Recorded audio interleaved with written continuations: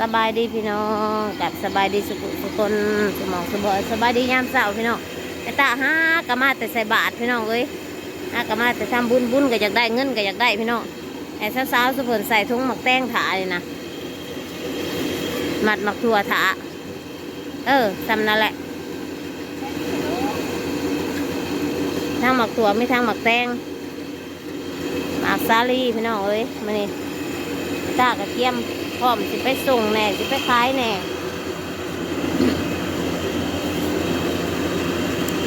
ทั้งสิไปส่งทั้งสิไปขายเหมือนนี่เอาซาลีเฮากัน2 3 4กระสอบบ่ได้เอาไม่ตาบ่ได้ต้มเด้อพี่น้องมันนี่ย่านมันมีบ่งเพราะว่ามันนี่วันพระเฮาสิไปเป็นหมากดิบเลยจัดส่งลูกค้าแน่ก่อนอื่นหมดก็ขอบบุญขอบคุณเอื้อใหญ่ใจดีหลายๆเด้อไอ้ทิพย์แล้วก็เฮียลูหน้าที่ซัพพอร์ตซื้อบักแตงหมากถั่วหมากสลีซอยเนาะทั้งหมากถั่วหมากแตงหมากสลีบักพริกเอากะบักพริกก็ได้3 ถุงเพราะว่าเก็บมือแหละนะหมากถั่วก็มัดบักใหญ่น้องนี่เห็ด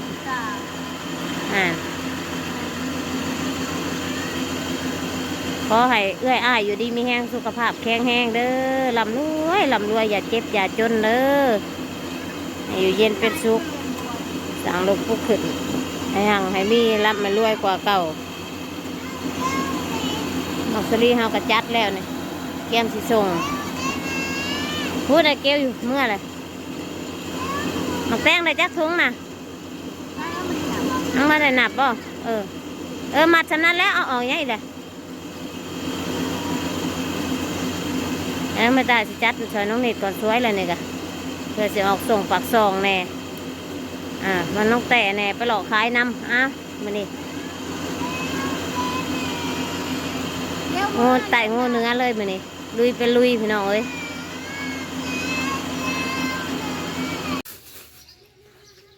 ใส่ถุงสลีปเลย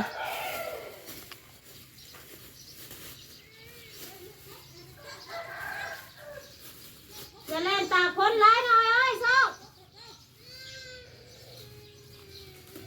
หนังงาม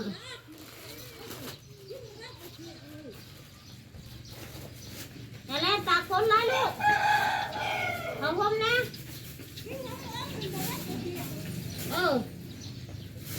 โชคดีจะเล่นสวย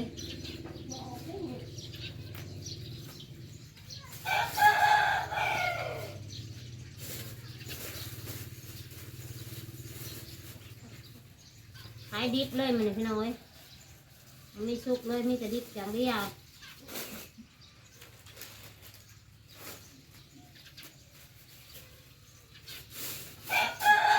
ขายดิบเลย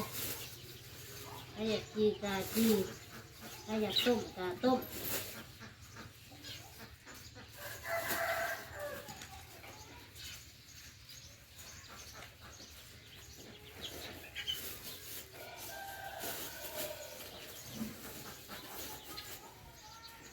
คนกระตกพอพ้น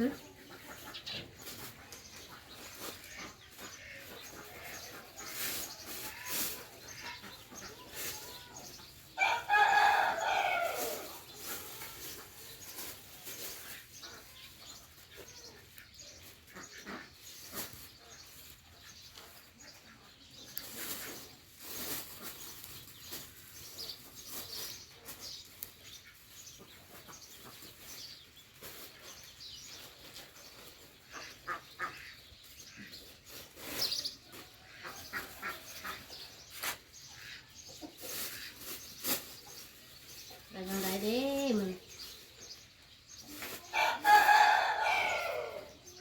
นกับหลอดสอดแสบเลย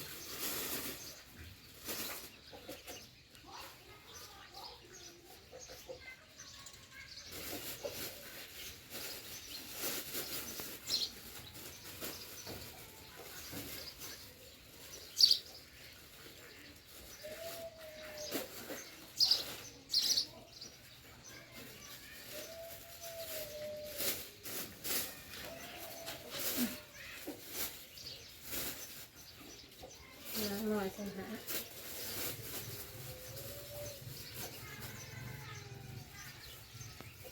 ปลูกกันนี่แหละปลูกกับปลูกกระชายอันนี้ดีตัวนี้อันใหญ่จะดีสื่อซอยกันไม่สั้นให้กระเต๊กนี่เกิดได้ไงเพิ่นไปเกี่ยเพิ่นอุดหนุนไปหลายตัว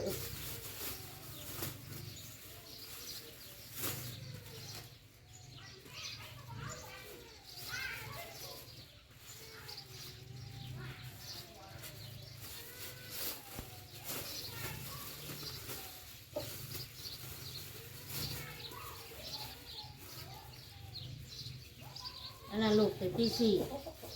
ตีสามข้าวกันยังจัดเลยแหละ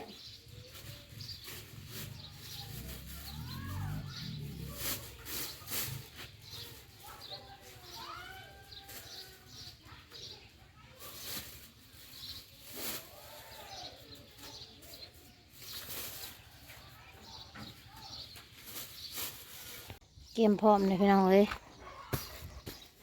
อันนี้สิไปส่งให้แม่ใหญ่คิงคำของแม่ใหญ่คิงคำใน2 สอบนี้กับสอบนี้ตอนนี้เขาสิไปขายนี่หมักสลีกับหมักแตงมานี่นะ3 กระสอบตัวสิไปขายตัวนี้ส่งให้แม่ใหญ่คิงคำ2 กระสอบนี่น้องมิดออกส่งปักซองอีก2 กระสอบไปแล้วก็ว่าประมาณนี้คือสิก็อยากหอดแล้วแหละเพราะว่าทางไปกับน้องมันไปคุ้มไปย่องแหน่ได้มันแล่นบสะดวกออกบันไดขอโทษขออภัยหลายๆเด้อเด้อที่ส่งสาเป็นน้อยหนึ่ง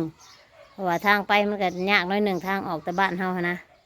อันถ่าแต่ทางดำไปกับบ่เฮิงดอกแล่นเขาเดียว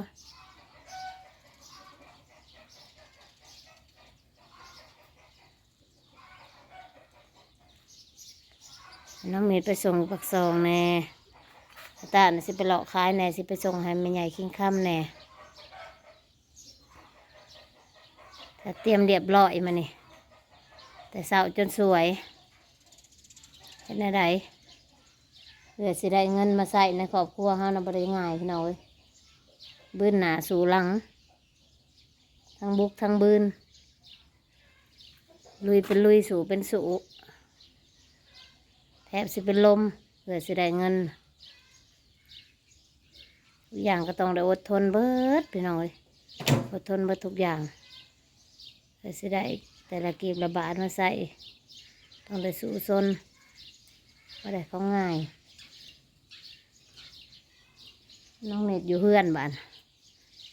ไปพ่อตาก็ไปรวมวันศีลวันพระก็ไปรวมดอกไม้